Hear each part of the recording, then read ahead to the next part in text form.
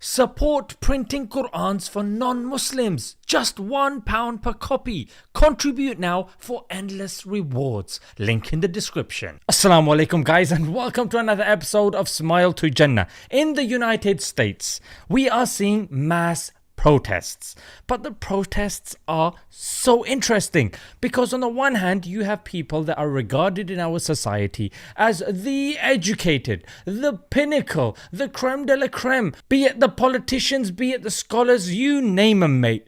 Those guys seeing a genocide taking place, seeing mass violence taking place in Palestine are shtum. The other, they are vocally in favor of the oppressors. Why? Because they have the backing, they have the leverage. On the other hand, you have the masses, you have the people that are climbing the ladder. These individuals that are looked down upon by these elites, they are the ones that are taking a stand and standing on the right side of history, the side of the oppressed. And amongst them we are seeing students. There are mass protests taking place on university campuses where people, despite paying extortionate amount of fees, they are camping out in tents. Why? Because they want to side with the oppressed. And one such exemplification of this is a professor, if you can call him that, called Jonathan Udelman. I don't know if there's anything man about him, but Udel, definitely, I'll let you have that one, mate.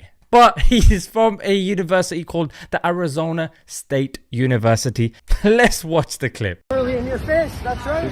You're disrespecting my religious Why are you wearing a mask? Like, You're so literally. proud. You should be happy with what you're doing.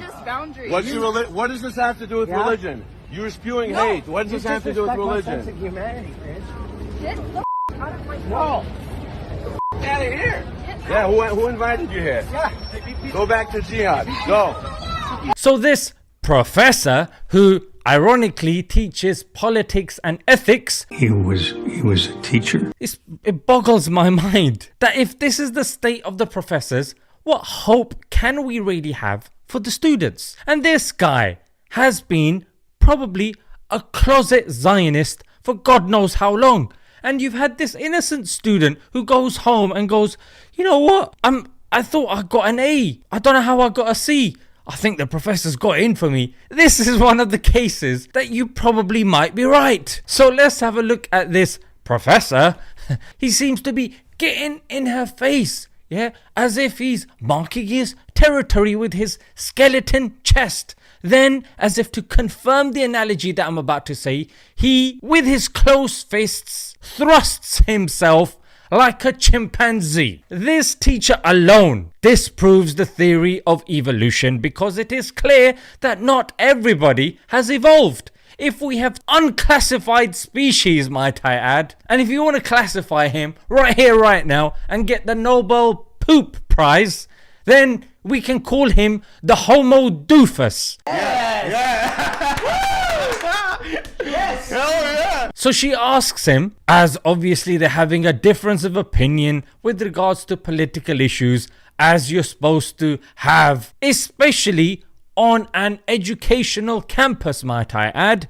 She says, can you respect my religious boundaries? Some mug in the background, a side man, a hype man goes, this is not a religious issue. When your political figures seem to be quoting the Old Testament, seem to be quoting God, seem to be saying this is written, this is said to be our land as is mentioned in the Torah, even though that's not what she's referring to. She's referring to not being touched by this knockoff version of Louis Theroux. And he responds as educators do by saying, you disrespected my humanity, and proceeds to call her a bitch. Whoa. Humanity? I didn't agree to that premise. I'm just about okay with you calling yourself a chimp. And no disrespect to all the normal chimps out there. I know you don't want to claim him, but he identifies as one clearly by his body language. And then in an interview, he proceeds to say, I'll see what's going on around the country. Oh, okay. Jewish students being intimidated. Oh, so being an educator, one might think it was the intimidation part that he's got an issue with. Well, you're wrong there. Because I think my man was just pissed because he was missing out on the action. So now that this mug has been, I think I can assume that he's been removed because they say, the university says he is no longer permitted to be on our campus and will never teach here again. Well, thank God for that. Now you can put on your CV when you're waiting outside the job center, bullying students. That'll go down well for the next school that opts to hire you. Guys, what a joke. You know what I mean? And this guy felt emboldened enough to do this in public. He was backed up by other people. It boggles my mind how on a daily basis we're seeing crimes being committed to the maximum. Yet you've got people like this. I don't know. This guy can, if this is what education is. And you know what?